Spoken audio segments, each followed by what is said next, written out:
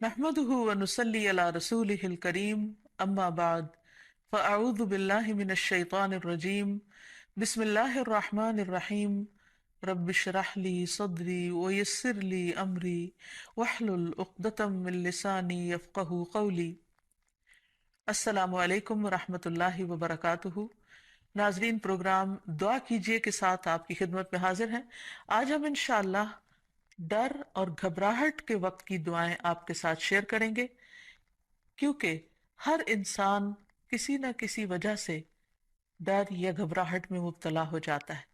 ویسے بھی اللہ سبحانہ وتعالیٰ نے فرمایا ہے وَلَنَبْلُوَنَّكُمْ بِشَيْءٍ مِّنَ الْخَوْفِ وَالْجُوعِ وَنَقْصٍ مِّنَ الْأَمْوَالِ وَالْأَنفُسِ وَالثَّمَرَاتِ وَبَشِّرِ الصَّابِرِينَ الَّذِينَ إِذَا أَصَابَتْهُمْ مُصِيبَةٌ قَالُوا إِنَّا لِلَّهِ وَإِنَّا إِلَيْهِ راجعون۔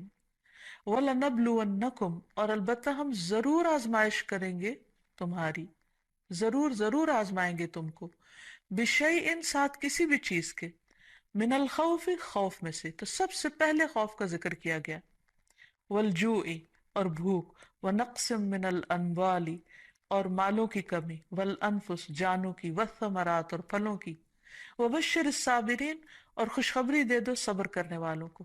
کون ہے وہ کہ جب انہیں کوئی مصیبت آتی ہے تو وہ کہتے ہیں انا للہ و انا الیہ راجعون، بے شک ہم اللہ کے لیے ہیں اور اللہ ہی کی طرف پلٹ کر جانے والے ہیں۔ اولئک علیہم صلوات من ربہم ورحمہ، ایسے لوگوں پر اپنے رب کی طرف سے نوازشیں ہیں اور رحمت ہے۔ واولئک هم المہتدون، اور یہی سیدھی راہ پر ہے، ہدایت یافتہ ہے۔ تو اس لیے بہت ضروری ہے کہ ہم خوف اور غم اور گھبراہٹ اور تکلیف اور پریشانی کے موقع پر وہ کام کریں جو ہمارے رب کو پسند ہے، تاکہ ہم صحیح راہ پر ہوں۔ اور صحیح راہ پر چلنے کا فائدہ یہ ہے کہ انسان قیامت کے دن اپنے رب سے جا ملاقات کرے گا، اس حال میں کہ رب اس سے راضی ہوگا اور وہ رب سے راضی ہوگا۔ اس سے بڑی انسان کی سعادت اور کیا ہو سکتی ہے؟ تو پھر ہونا کیا چاہیے؟ یہ کہ انسان ڈر اور گھبراہٹ میں اللہ تعالیٰ کی طرف رجوع کرے۔ اللہ تعالیٰ کی طرف اس لیے رجوع کرے کہ پوری کائنات اسی سے سوال کر رہی ہے، اسی کی طرف رجوع کرتی ہے۔ قرآن مجید میں آتا ہے یسألہ من فی السماوات والارض، اسی کے آگے ہاتھ پھیلائے ہوئے ہیں، اسی سے سوال کرتے ہیں وہ سب جو آسمانوں میں اور جو زمین میں ہے۔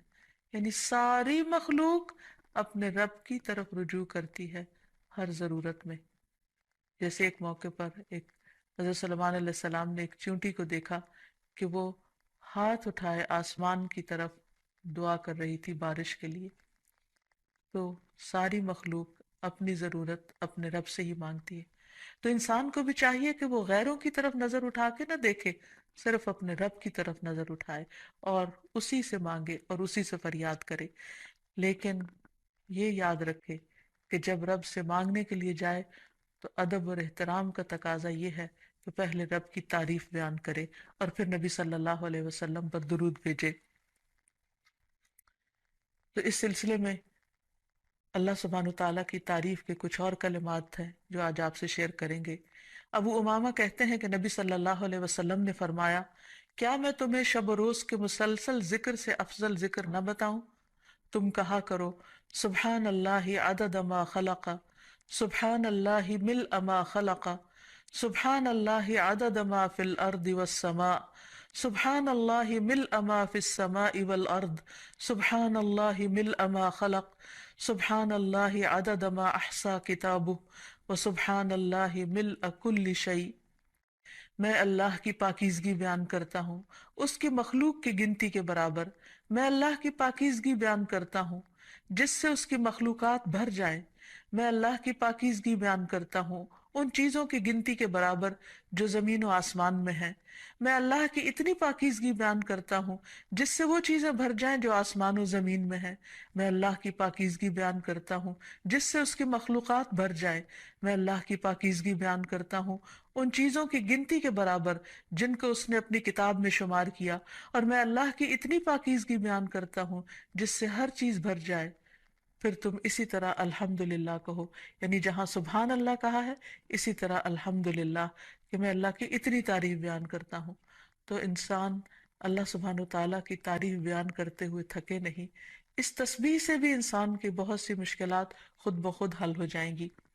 اور پھر نبی صلی اللہ علیہ وسلم پر درود شریف پڑھے اور پھر اللہ تعالیٰ سے دعا کرے، کیونکہ حضرت انس سے روایت ہے، کہتے ہیں کہ میں نے رسول اللہ صلی اللہ علیہ وسلم کو فرماتے ہوئے سنا کہ اللہ تعالیٰ نے فرمایا، اے ابن آدم، تو جب تک مجھے پکارتا رہے گا اور مجھ سے امید رکھے گا میں تجھے معاف کرتا رہوں گا جو بھی تجھ سے ہوتا رہا، اور مجھے اس کی کوئی پرواہ نہیں۔ یعنی بڑے سے بڑا گناہ معاف کرنا اللہ سبحانہ تعالیٰ کے لیے کچھ بھی مشکل نہیں۔ تو بہرحال جب انسان پر کوئی آزمائش آئے اور خصوصاً ڈر، خوف اور گھبراہٹ کا وقت ہو، تو پھر انسان اللہ سبحانہ وتعالیٰ کی طرف رجوع کرے۔ سب سے پہلے انسان اس کی تحقیق کرے کہ ڈر